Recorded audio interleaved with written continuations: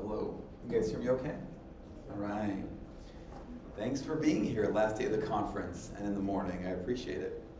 So I'm Dr. Shadi Rafid. I'm a boarded surgeon. We're going to talk about Pyometra. A couple of points. The talk is intended to be hopefully quite clinical, practical, usable information. If you have the proceedings from the conference, they are very, very detailed, almost like academic. If they haven't given to you yet, and you want to just email me directly, I've got my contact information towards the end of the talk anyway, so feel free to email me and say, hey, send me over those proceedings. But they are very, very detailed, all the latest literature on Pyometra, which is not what this is. It's going to be the practical, points of advice that I have as a surgeon.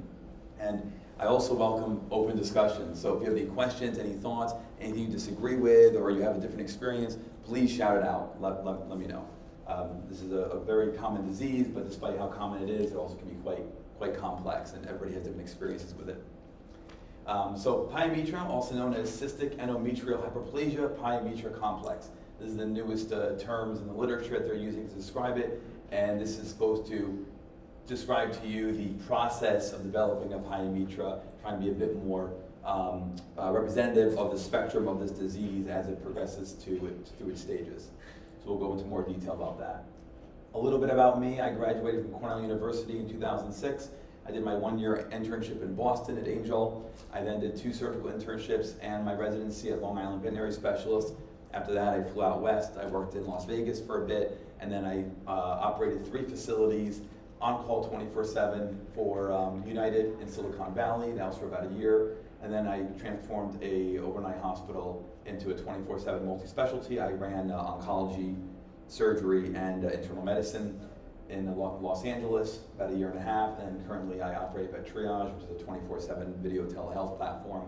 We partner with clinics. So if anybody has interest in talking more about telehealth, either during or after, I'm more than happy to talk about that kind of technology. This is our long outline here that we'll go through everything. And like I said, it'll be hopefully practical. Some academic stuff in here, but mostly practical information that you can use in your own practice. How many folks here do cut Pyometras currently? Yeah, great.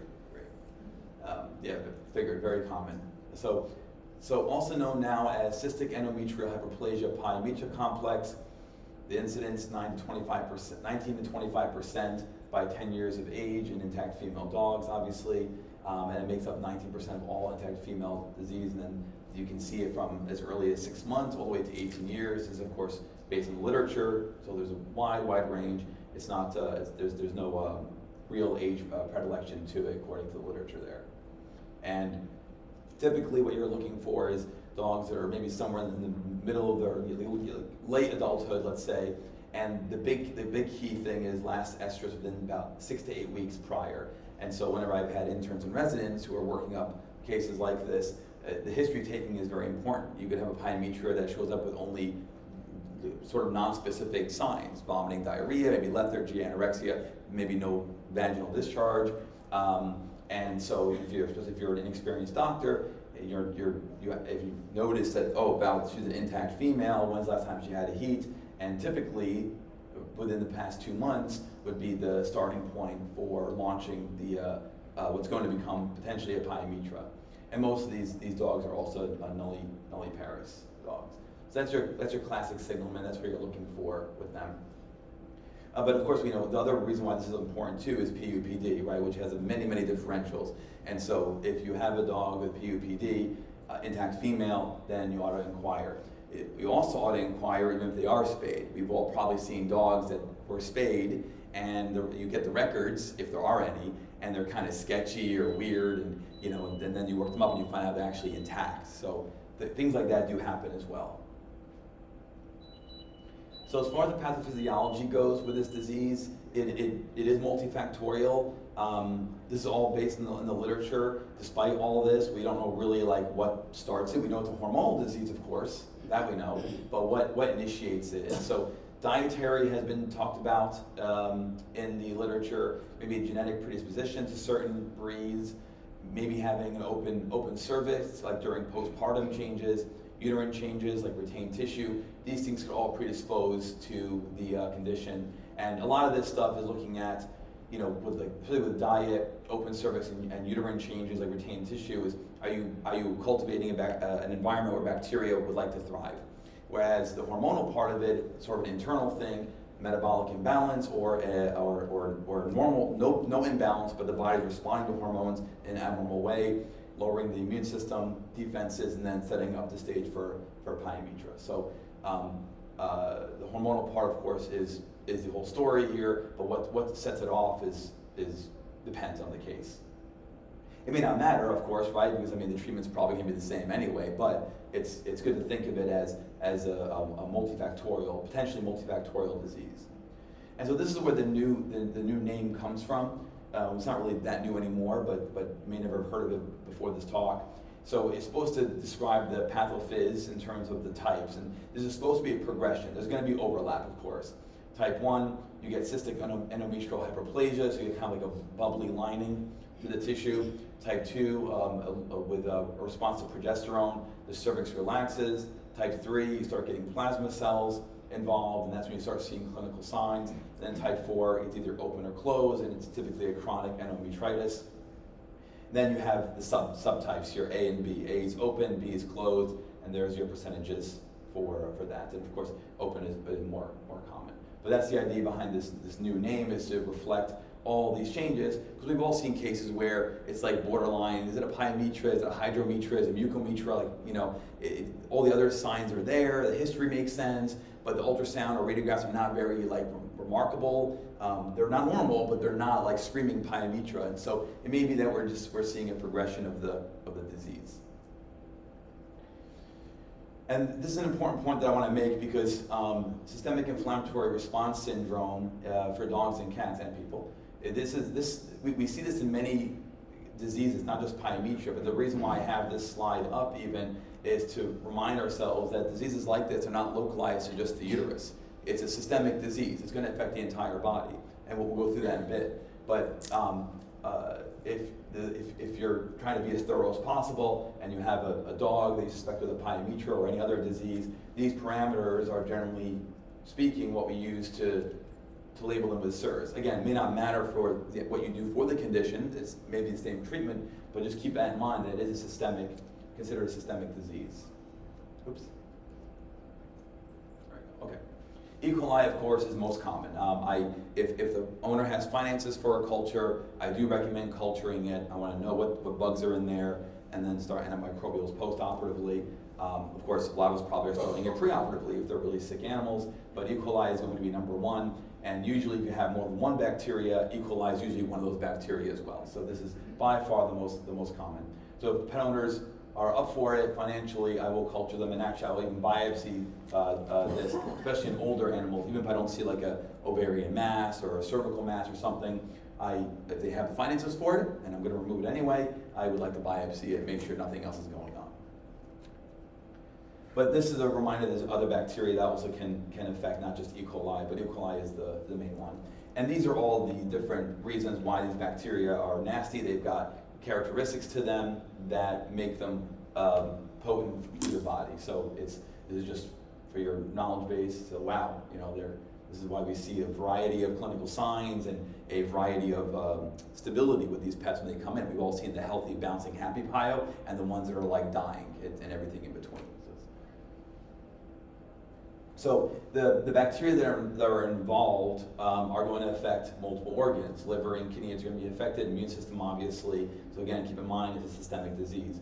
What's cool about pyometra, I think, is that even the ones that are really, really sick, and you probably have seen this before too, you do the surgery and they look like a different dog the next day, right? They feel so good. So it's remarkable how quickly they can improve, even when they look really, really ill. They have multiple metabolic derangements in their blood work, and they're eating and everything the next day. So it's pretty cool. But just don't forget, it does affect the entire body. And then this is where the PUPD comes from, with it. Now, a couple points here, a couple clinical points with renal disease. So typically the way I do it, again, pending owner finances, and if you have this available to your facility, especially if you're in a 24/7 facility, if they come in azotemic for me, I'm going to check urine-specific gravity and try to figure out is it pre-renal, post-renal, or renal. And then typically I would like to diurese them before surgery, if I have that luxury. If the patient needs to be stabilized further, or they are already stable, we have time to work on this case. If I can diurese them to help with the azotemia, great. And then also what I'd like to do is recheck the azotemia a day or two later and make sure it's resolved. That's what I would like. And ideally, you would do that within like 24 hours, let's say post-op, but also, again, before they leave. You can document that they're no longer azotemia, no longer have azotemia. I want to see that the azotemia is resolved when they're off fluids. That's kind of what I'm getting at. Obviously, this is a luxury item, right? Not every pet owner can afford this kind of stuff, but I want to make sure that the azotemia is truly pre-renal, she was just a sick dog, or does she now have acute or chronic renal disease? And that's an ongoing discussion with the pet owner if you can document that. So lab them beforehand, of course, diurese them if you have the option before surgery, and then recheck azotemia at least once within 24 to 48 hours to see where those numbers are, and then go from there. That's what I do. Obviously, it's not a rule. That's what I do. Clinical signs can be quite variable. We mentioned PUPD. They can be sick, and then of course you have the classical vaginal discharge and intact female. It's gross. And then radiographs. This especially when I was an intern, of course, or if you're a new doctor, these are huge because not everybody has ultrasound, and if you have it, not everybody's comfortable with it. And if you've ever worked in an ER hospital, especially like an intern or something, they give you the crappy ultrasound for the overnight shift, right? The probe is broken, the images are terrible, the thing doesn't hold charge anymore, and so you're trying to figure out Pyometra. So radiographs are going to be your go-to initially for diagnostic imaging. And what you're looking for are hopefully large tubular structures in the ventral abdomen here. And of course, it's the classical pile, right? It's obvious. Some of them are not obvious like this, but that's what you're looking for with these. And maybe sometimes you'll see a dead fetus in here as well. Maybe there could be other comorbidities if they're an older dog, but this is what you're looking for, classically speaking. Of course, ultrasound is great. I used to look when I was an intern. I would look for what I felt were two bladders, and if I saw two bladders there, I'm like, okay, it's probably Pyometra. Everything else fits, intact female, all the clinical signs are there. I see two bladders. I'm not good at ultrasound, but I know that shouldn't be. I know there's one bladder, and there should be nothing else there. It's fluid filled. That caudal in the abdomen, the pelvic canal, but here you can see, of course, there's bladder, and then there's a fluid filled uterus. And if you do have an official ultrasound done, or you are proficient in ultrasound, you don't have to be a specialist to do this, then of course you'd like to ultrasound the entire body cavity, looking for anything else that's going on. And the kidneys we mentioned already are going to get hit by this. So do we have any evidence of kidney abnormalities on ultrasound? But it has to be as thorough as possible, but at minimum you at least want to diagnose the condition to confirm that you need to move to surgery. Okay, so along with treatment, I'm going to go over medical. I want to make it very clear, this is a surgical disease. Surgery is the ideal. The reason why I'm going to go into just a very little detail about medical is because it is in the literature.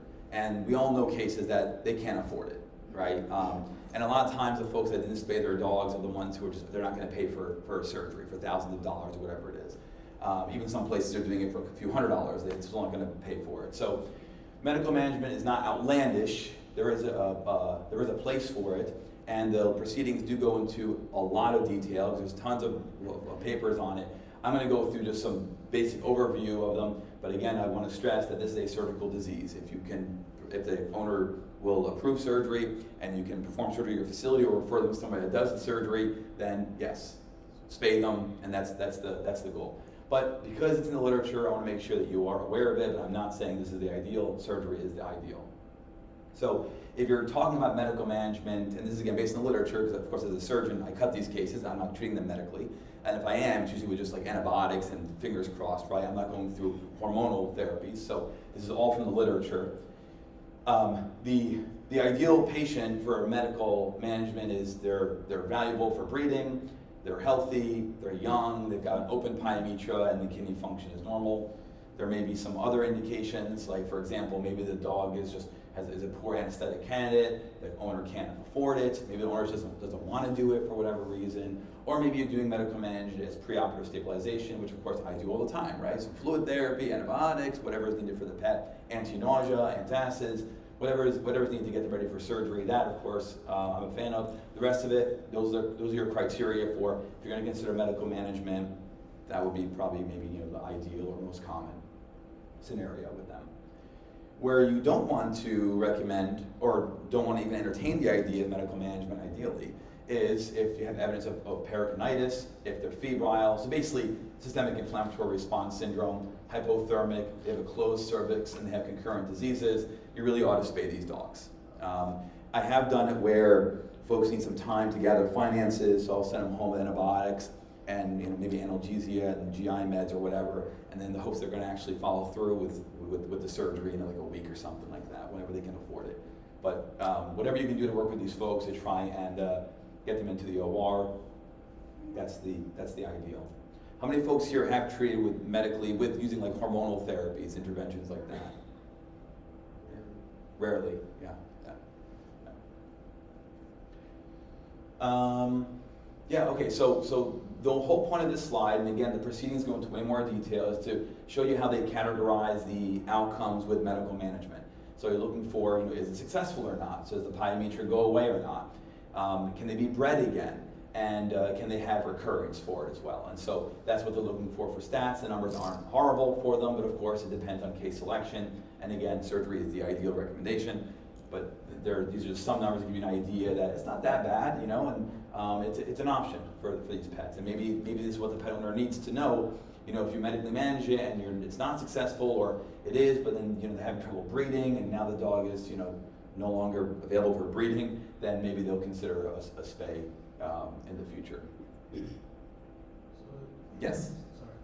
So are these drugs to just kind of buy them time for surgery, or is this actually treatment? It's meant to treat them. Yeah, it's meant to cure them. That's the idea here. And that's why you're looking at recurrence rates as well, right? Because it's a hormonal disease and they're going to be intact ongoing. And so it's potential that if they go through whatever hormonal cycle, it's going to trigger another round of Pyometra. But the idea is to cure them with this. Yeah. Yes? And then if you choose to do that, which you want, but let's say you choose to do that, you also do fluid therapy for the azotemia. Yes, the question is, would you do IV fluid therapy as well to treat azotemia while you're also treating for this? Yeah, ideally, even if they're not going to go for surgery, but the patient is unstable or has metabolic derangements, yeah, you want to correct whatever you can, right? I tend to find that the ones that don't have the finances for surgery can't do anything, including even outpatient hospitalization, right?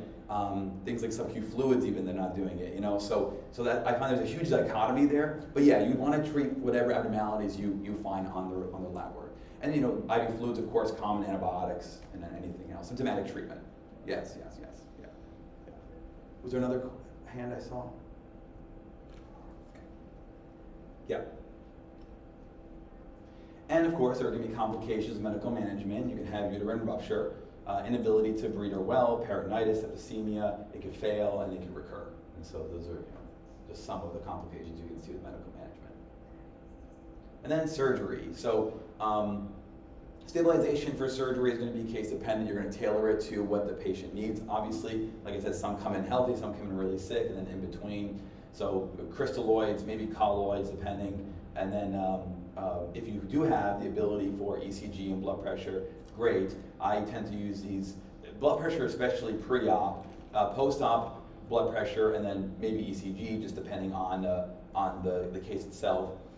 My general rule, and again, this maybe goes beyond this discussion, and also a criticalist may not agree with me, but typically if they have, let's say, low blood pressure, they're hypotensive, and I'm giving them a bolus of fluids, and it's not working, and I'm trying again every like 30 minutes, I'm rechecking blood pressure, giving a bolus, it's not really working, then I start using colloids. I'll give them a bolus of colloids, usually I'm doing head of starch, but there are of course other colloids, but I'm going to do a bolus, but I also feel pretty strongly that if you're going to bolus them colloids, they should also then be on a CRI of colloids, and so then that carries them through. I found that when you bolus them and then don't follow through with it, the blood pressure does improve, and then it comes down again. And so they need the colloidal support. That's my general rule for when do I use colloids, and then do I keep them on it afterwards? The answer is yeah, I use it. If a few boluses of crystalloids hasn't worked for the blood pressure, I'm going to add in colloids. There'll be a bolus of colloids and then a CRI of it. That's my general rule for that.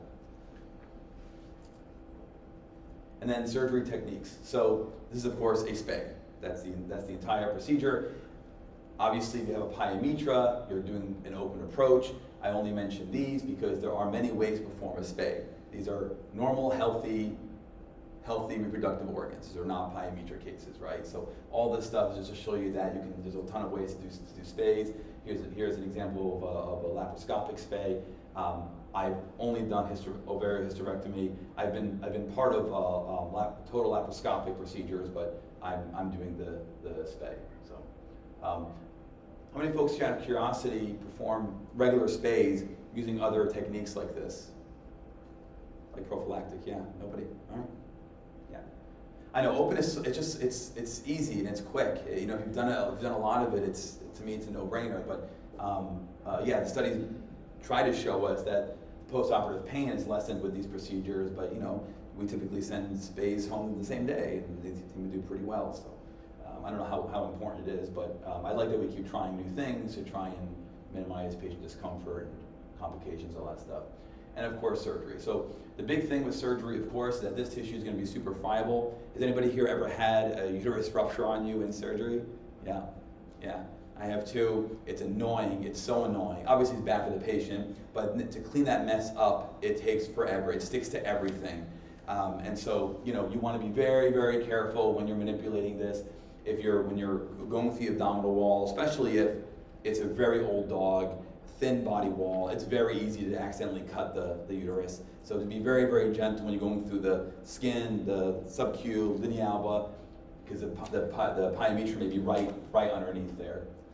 And so gentle manipulation, and you're removing this massive pus filled. And then this is a reminder that they don't always look like this. Some you go into surgery and it's not that impressive, but that was the workup, and she's spayed and she's showing all the symptoms. Maybe you're seeing like ovarian cysts or something like that, or maybe it's a tumor, whatever. But signs are just not that impressive. And this whole talk has been focused on dogs. Cats do get pyometra too. I think I've seen one. How many people here have seen feline pyometras? Yeah, there you go. Wow. So yeah, so they are out there. There's just not a lot of studies on them. I'm sticking to dogs, but just a reminder that cats do get this disease as well. It's almost always been an incidental finding. I do high volume, so they're like not sick. The cats. So yes, the comment is that feline pyometras tend not to be ill. It seems to be like an incidental finding. So you're in surgery and you find out, oh, okay, they have a pyometra. Yeah. And the techs have cut it open afterwards and all this pus comes out. Yeah. Like, it wasn't a muco, it wasn't anything. Yeah. Yeah. That's wild. It's wild. Maybe that's why it's not a lot of literature on it. It's just underdiagnosed, or people see it like, oh, okay, cool. Because cats. Cats being cats. This I wanted to mention, not necessarily talk about stump pyometra, although of course we could, but I wanted to mention that when I do some of these spays, let's say I'm at the cervix and I transect it, and let's just pretend that at the edge of the cervix there's pus, just like caseous material, right there where you're at your ovarian pedicle. So what I typically do for these, because just ligating it and severing it may not be enough. The tissue's so thick. So typically what I'm going to do for these is I'm going to do ideally a 2-layer closure like I would a stomach.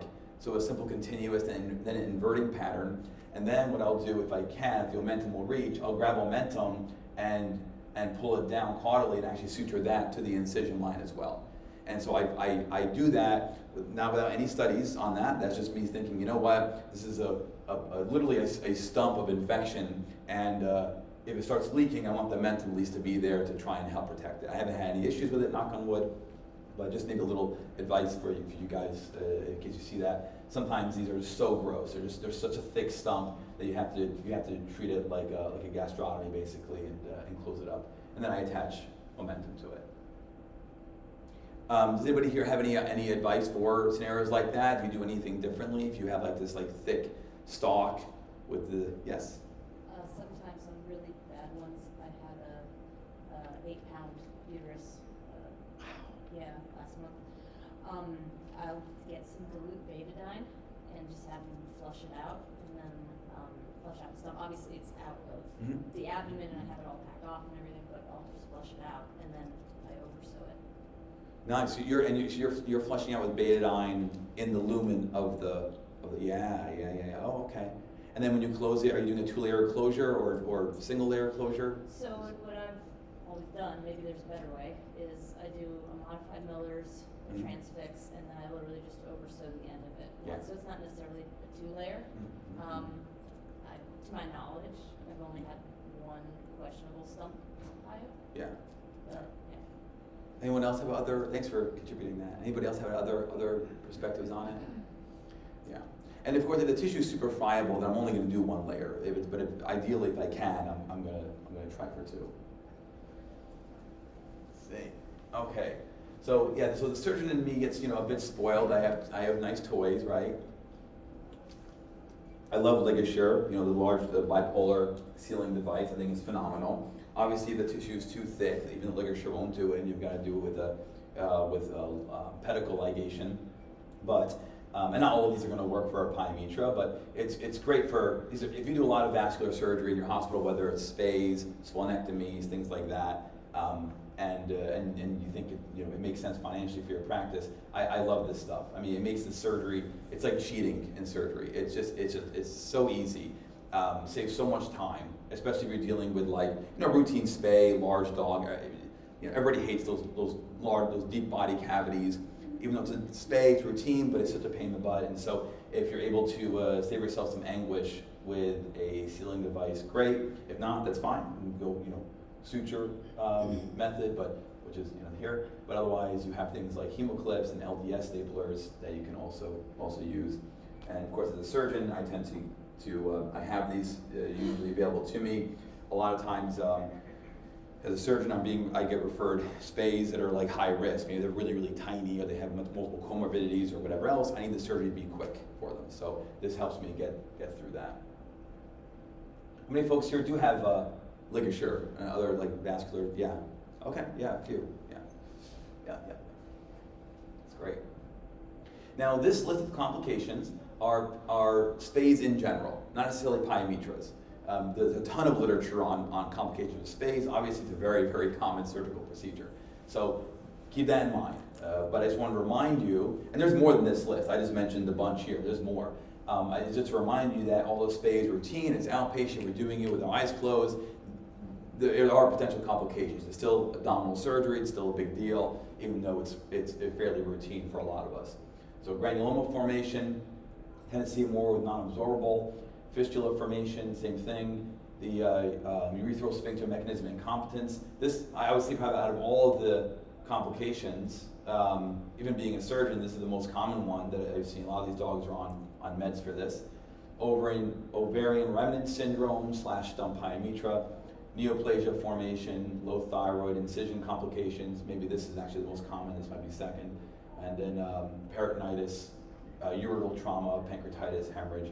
And so, the slip ligature nightmare, of course, I'm sure a lot of us have experienced that, and, it unfortunately happens. But what I would say about this, and I think we'll go into it here. Let me see.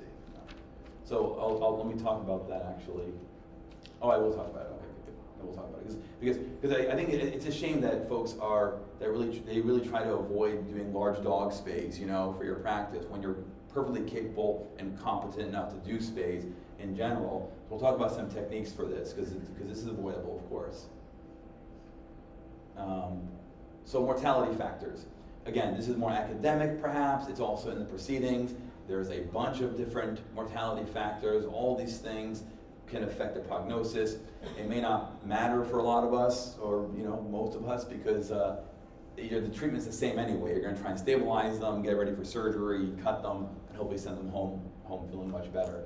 But all these things play a role in prognosis. Ideally, the way you'd use these is you tell an owner, hey, your dog has, febrile, depressed, and pale mucous membranes. Prognosis is worse, But we all know that these things are going to probably reverse right after surgery. Overall mortality, 0 to 27%. Euthanasia, 10 to 12%. Uterine rupture has a 50% mortality. And I would say, I'm not sure, because there's not a lot of papers on uterine rupture. I'm going to assume this is pre-operatively, not iatrogenic, not surgeon-induced rupture. They were ruptured when they came in, or upon palpation we ruptured them or something like that. But I'm going to assume that's the case because I've only had one rupture and that was in surgery.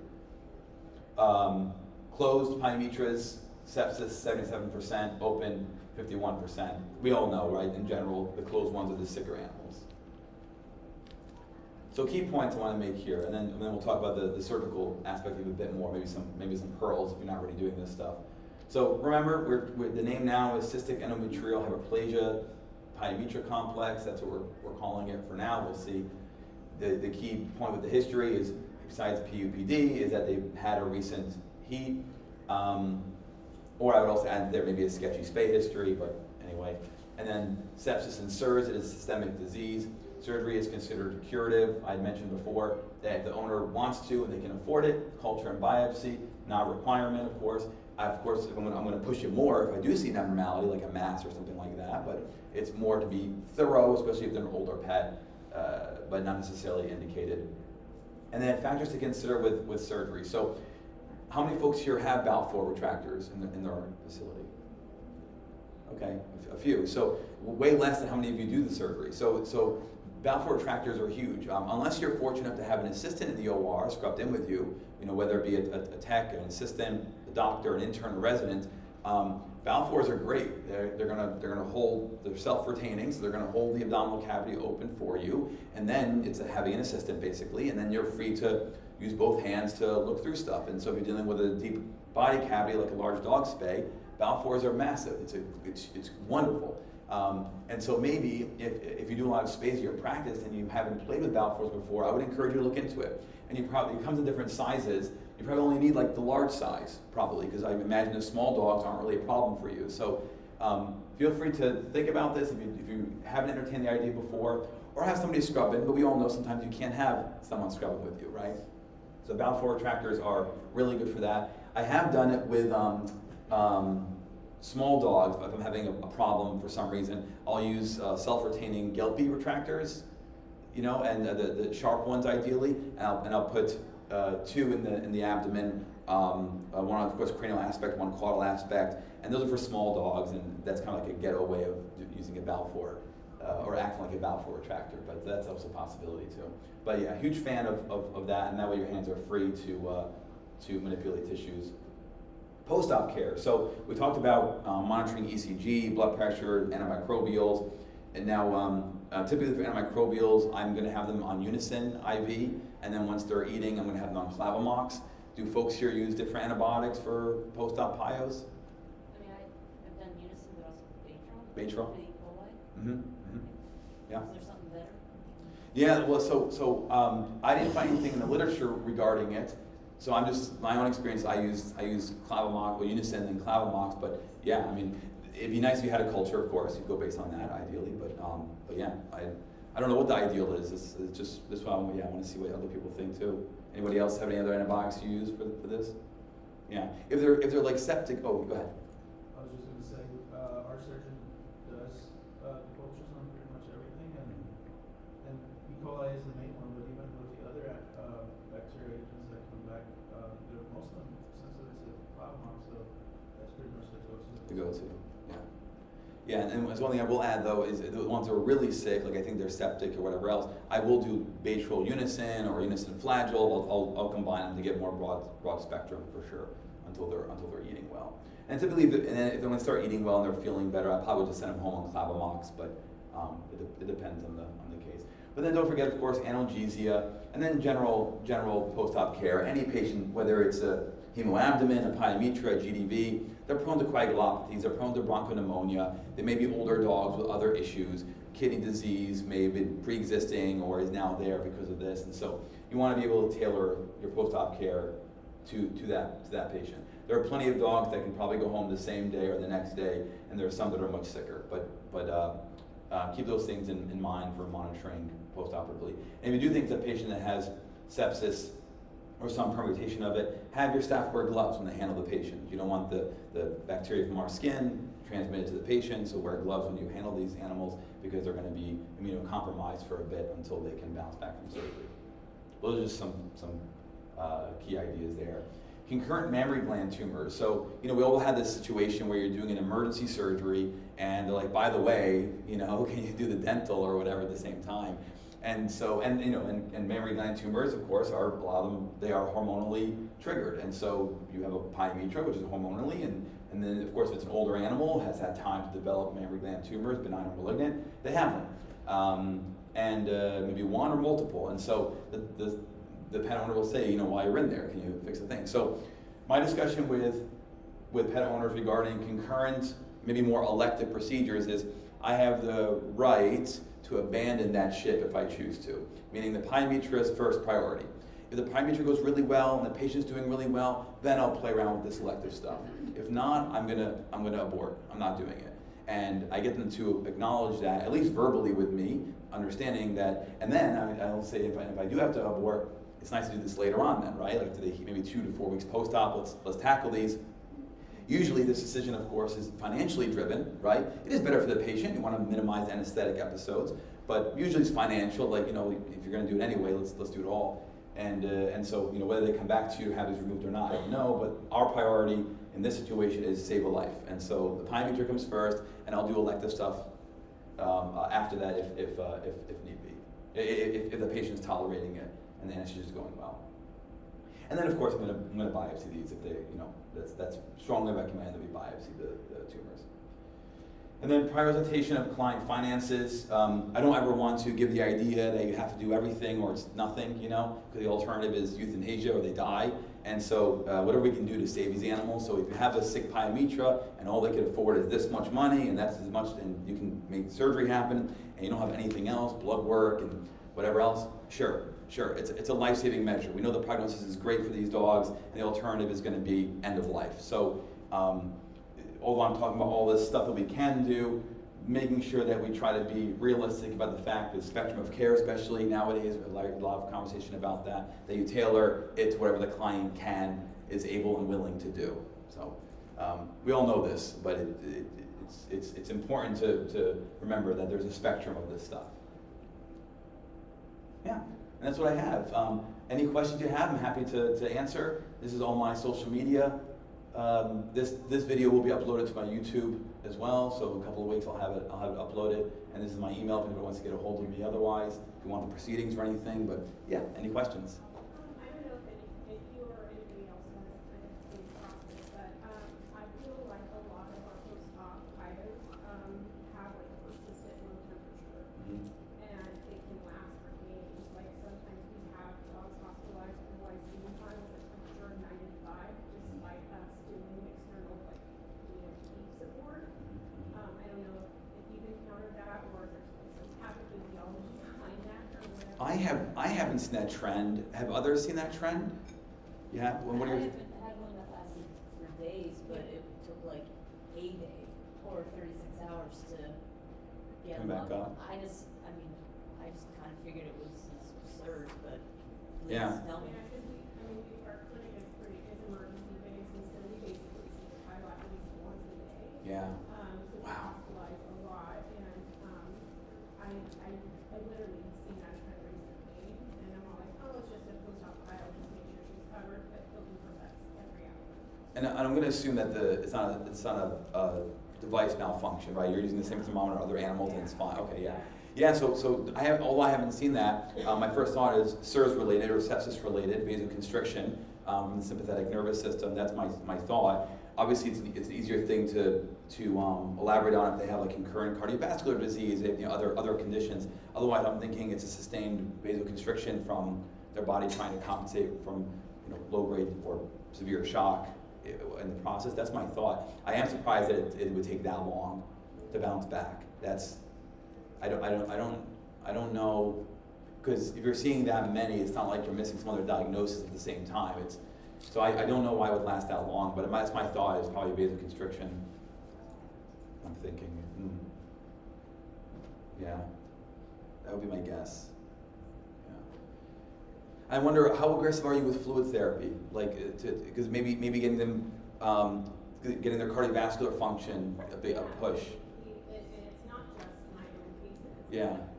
Several, because we have 12 doctors on staff, and it's several cases for everybody. Yeah. I mean, it's not every single patient, and maybe I do see it a little bit more on the more critical ones. Yeah. So it probably is because they're not like doing well, but I've seen it to the point where they're already doing well and it's still Still low. Yeah. Okay. Yes.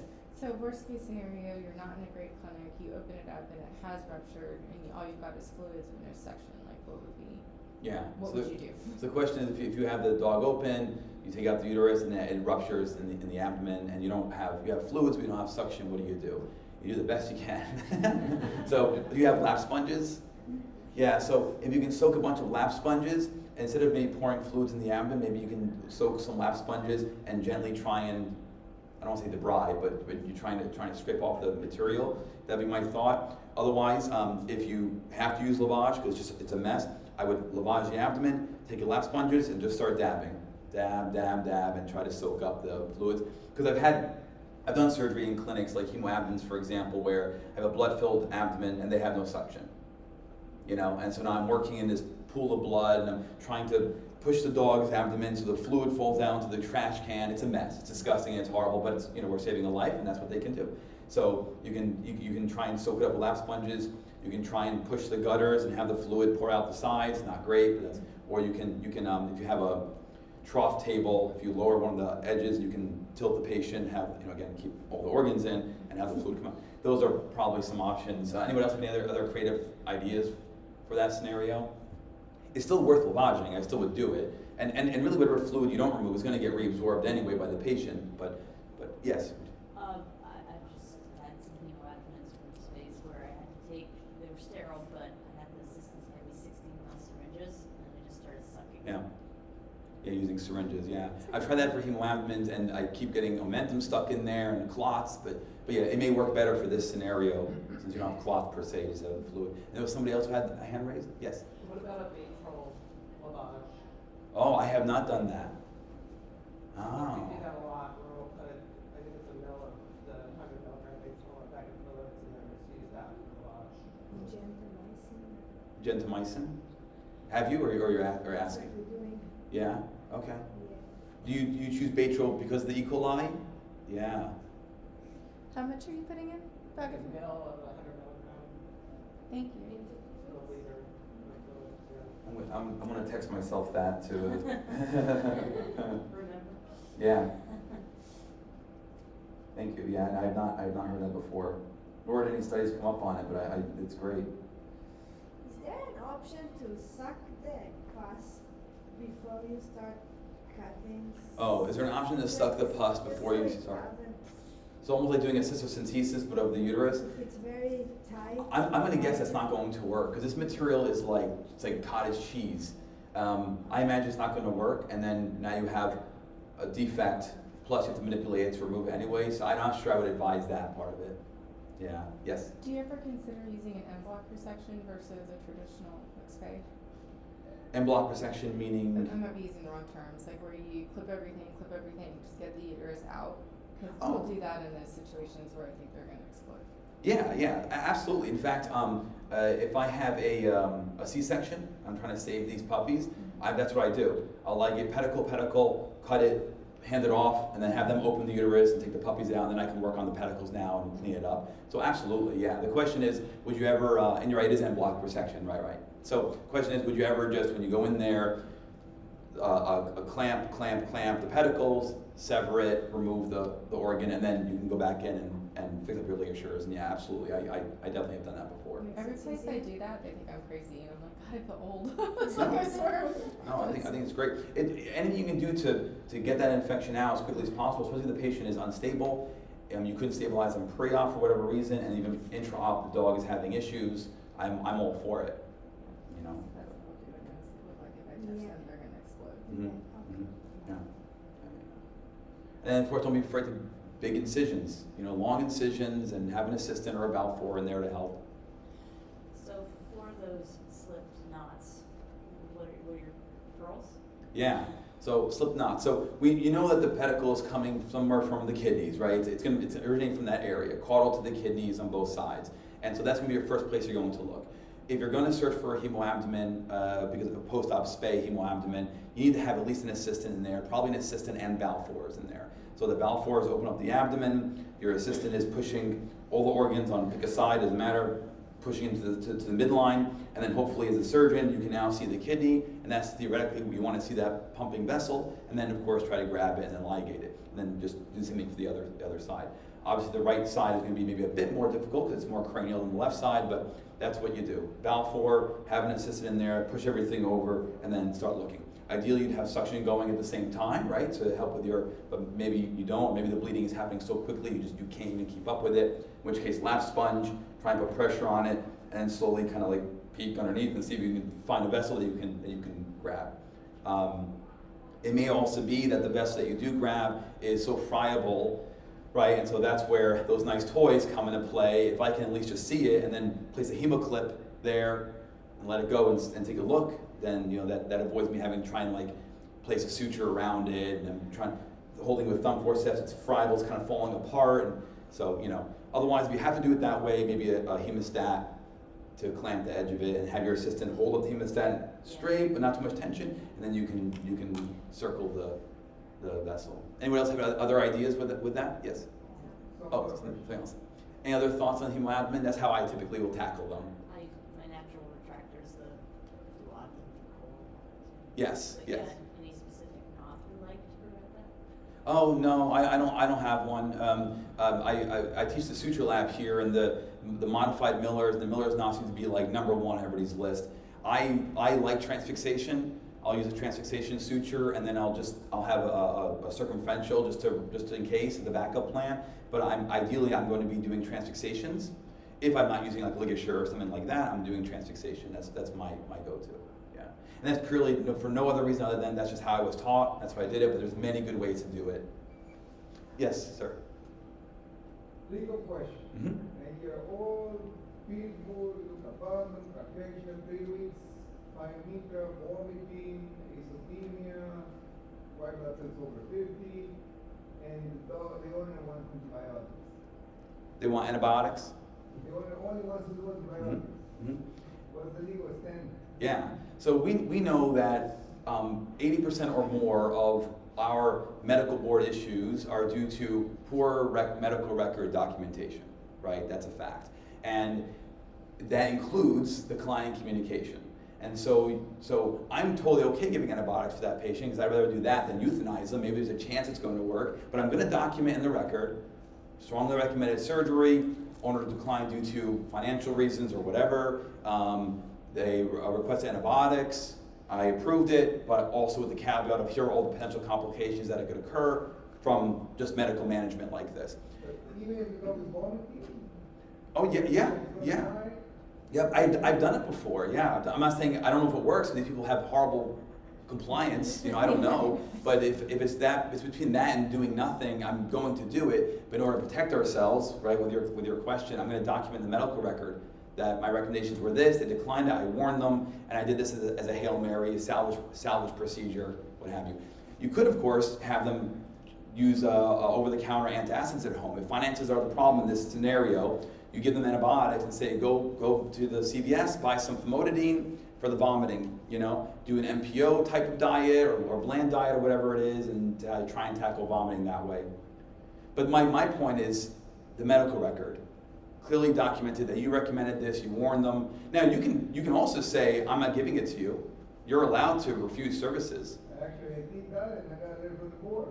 Oh, really? Because what I did is I sent the dog to find an organization, get the surgery done, I gave him some information, but then I got a letter from the board because I didn't give him antibiotics. But this dog was very, very alive. Yeah, I think it's a shame because it should be at the judgment of the veterinarian. Your ethics should come first. It's the oath that we all agreed to when we graduated. So that's a shame. I have a problem with medical boards. I'm not a big fan of them. and these are one of the reasons why, because it should be at your judgment. If somebody comes to you to euthanize a pet because they don't match the new furniture, you decline them. I mean, I know it's not the same thing, it's not sick, but still, you're allowed to decline services. So that's weird to me. Hopefully you won that. Oh, we'll see. Okay. All right. Yes. We get lots of work complaints. I work at a 24/7 emergency hospital. We've got what we call an AMA form, which is against medical advice. It pretty much states you've declined these services. These are the possible results, basically, including death is on there, and they have to sign that before they do. Oh, I had everything done. Oh, you did. Yeah. Yeah, but there's a specific form that states, that they understand what they're doing. And that got me out of at least one board complaint recently, so. Yeah. They honored it.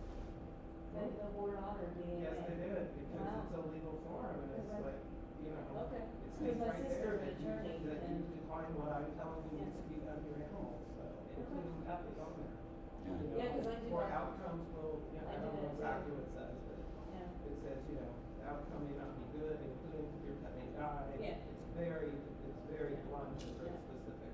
Yeah. But like I said, the board, it's got me out of at least 2 board Oh, complaints. nice. Yeah. Because my Yeah, sister good said point. that they're not necessarily enforceable given certain state regulations, but that's good to know. Yeah. Yeah. My other thought to your inquiry too is, you know, if you diagnose a foreign body in a dog and they don't want to do surgery, that's like giving that dog Pepsid to like treat it. You know, you should be able to have the right to say, no, I'm not giving you anti-nausea drugs. He's got a foreign body, it needs to come out.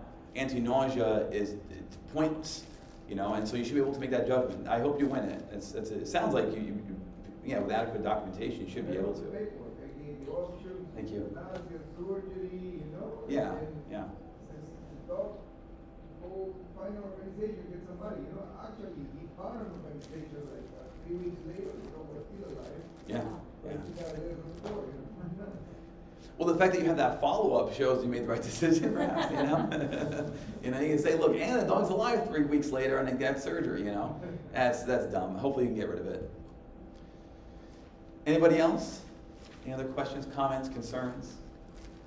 I appreciate your time and attention. Thank you so much. Thank you.